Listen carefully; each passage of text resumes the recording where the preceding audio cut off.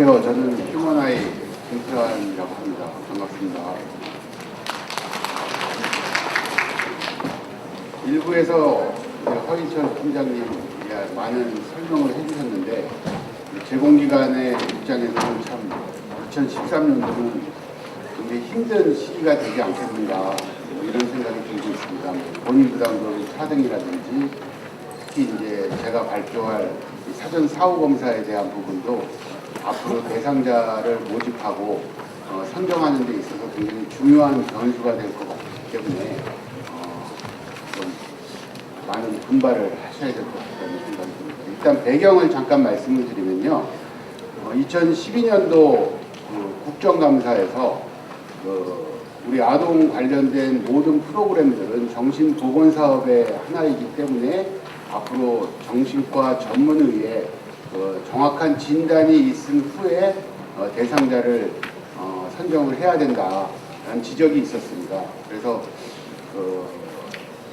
그런 지적 국정감사의 결과에 의해서 이제 2013년도부터 무조건 사전 검사를 하고 또 사후 검사를 해야 된다 이런 지침을 내려주셨는데 한 5년 정도 이 제공기관으로서 이제 사업을 하면서 이 부분에 대해서 아쉬운 점은 어떤 사업의 어떤 지침이라도 한 6개월이라든지 한 1년이라든지 좀 미리 준비할 수 있는 기간이 먼저 선정이 되고 그 다음에 본격적으로 이 사업을 했을 때 이 결과가 좋은 결과가 나오는 것은 매우 자명한 사실인데도 불구하고 한 달, 두 달 사이에 갑자기 검사를 해라.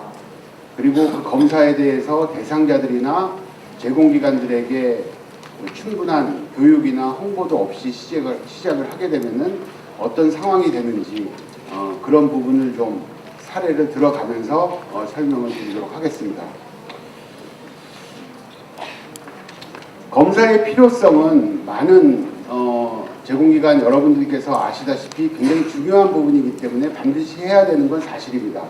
A라는 학생이 있고 그 보호자가 계신데 그분이 지금까지의 바우처 사업은 소득 기준으로 인해서 선정이 되는구나 라는 부분만 알고 동주민센터에 바우처 사업을 신청을 하러 가셨을 때 동주민센터의 담당자가 사전검사 결과지를 가져오셨느냐 들은 바 없다 아니 안 가져왔다 그러면은 그걸 가져와야 접수를 받아주겠습니다 라고 분명히 이제 예상 대화가 진행이 될 것입니다. 그러면은 그걸 어디에 가서 제가 받아와야 되나요? 그러면은 관내에 있는 정신보건센터에 가서 검사를 하시고 그 검사 결과에 의해서 절단점 이상 충족이 되는 분들만 이 사업에 참여할 수 있습니다. 그걸 이제 구어체로 바꿔서 말씀을 드리면은 정신 상태가 안 좋은 아이들만 이 사업에 참여할 수 있습니다라고도 보호자들이 오해를 하실 수가 있다는 거죠. 그래서 이 사업에 있어서 검사 시스템이 연착륙 잘 자리를 잡으려면은 많은 홍보가 필요한 것이 아닌가 그런 생각을 하면서 진행을 하도록 하겠습니다. 일단 검사를 한다는 것은 굉장히 중요하기 때문에 또 꼭 필요한 것이기 때문에 검사를 해서 그 스펙트럼 내에 있는 아이들을 적절한 프로그램에 배치하는 경우가 생기게 될 것입니다.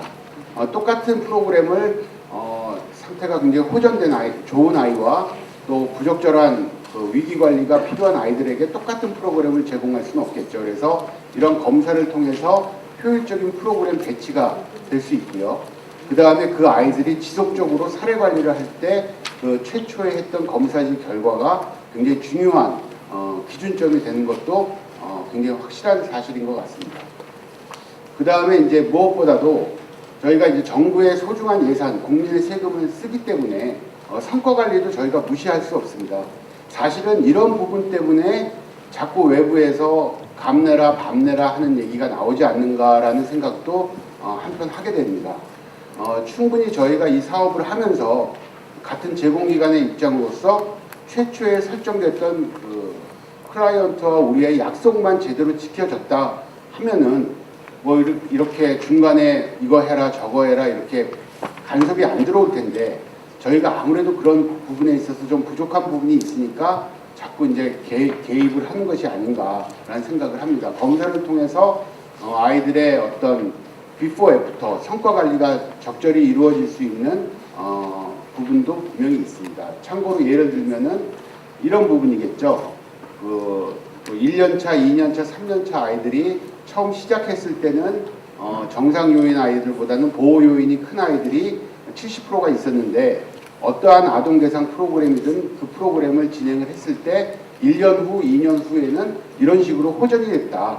사실은 이런 부분이 예산을 의결하고 제공해주는 국회에서 어필이 된다면은 이런 부분이 국정감사에서 굳이 지적을 받지 않았으리라는 생각도 하게 됩니다.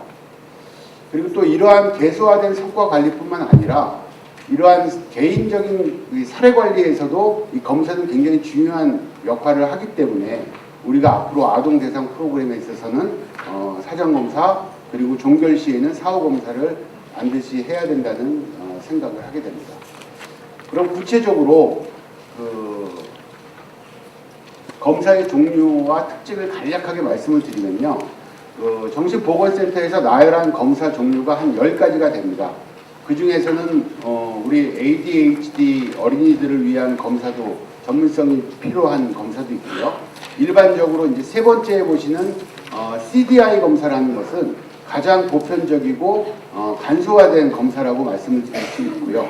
그 다음에 그 척도 검사에 있어서도 그 절단점을 가장 명쾌하게 판정을 할 수가 있습니다. 다행스러운 것은 이러한 그 CDI 우울 척도 검사 같은 경우에는 아이들의 스트레스 지수를 많이 체크하기 때문에 요새 우리 아이들 주변에서 보는 아이들이 이 검사를 하면은 저희 제공기관 같은 경우에는 거의 한 선정된 아이들의 한 80~90%는 이 절단점에서 범주 안에 들어가는 아이들이 많더라고요. 그래서 이러한 CDI 검사는 또 시중에서 검사지 자체도 5,000원 미만으로 활용을 할 수 있기 때문에 이러한 검사를 통해서 아이들이 이 프로그램에 적합한 아이들인지 또 부적합한 대상자인지 판정할 수 있는 중요한 툴이 되겠습니다.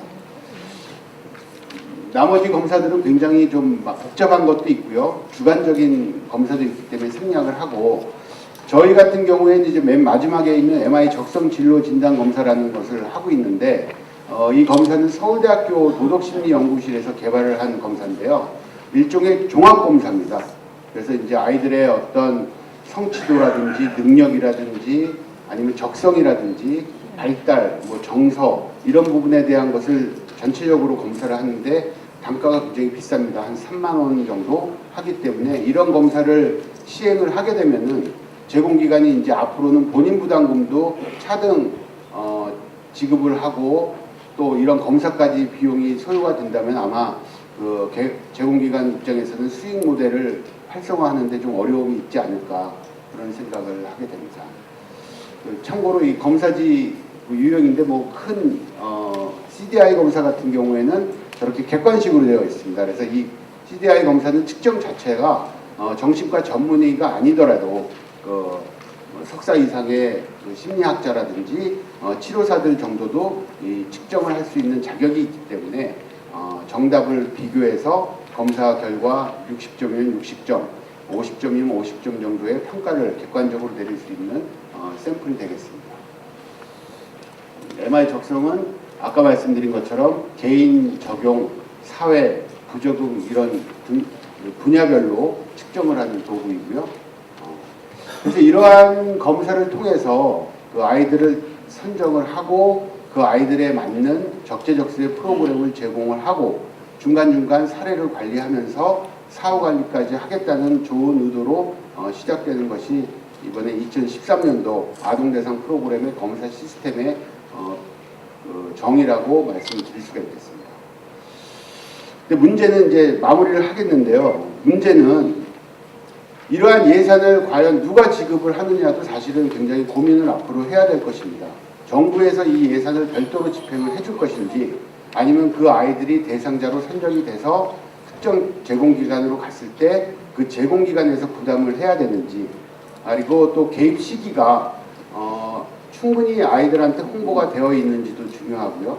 그 다음에 이 어머님들의 우리나라 아직까지는 정서적으로 우리 아이들이 예방 프로그램으로 이 사업에 참여를 하고 싶은데 언제 어디선가 뭐 우리 바우처 제공기관 여러분들은 이미 충분히 교육을 받으셨고 또 또 훈련이 되신 전문가분들이니까 굉장히 말씀을 가려서 하시니까 보호자분들이 좋은 생각으로 참여를 하실 수 있지만, 이 프로그램을 검사를 위탁받아서 진행을 하게 될 정신보건센터나 아니면은 관내에 있는 전문 클리닉 센터에서는 이 검사를 받으러 갔던 대상자들에게 혹여 또 다른 마음의 상처를 주지 않을까, 그런 고민이 되기 때문에 이 검사 시스템이 적절하게 또 활성화된 전개를 하기 위해서는 무엇보다도 그러한 부분에 있어서의 어떤 테크니컬한 운영의 묘가 먼저 선행이 되고, 또 그러한 부분을 우리 제공기관들도 충분히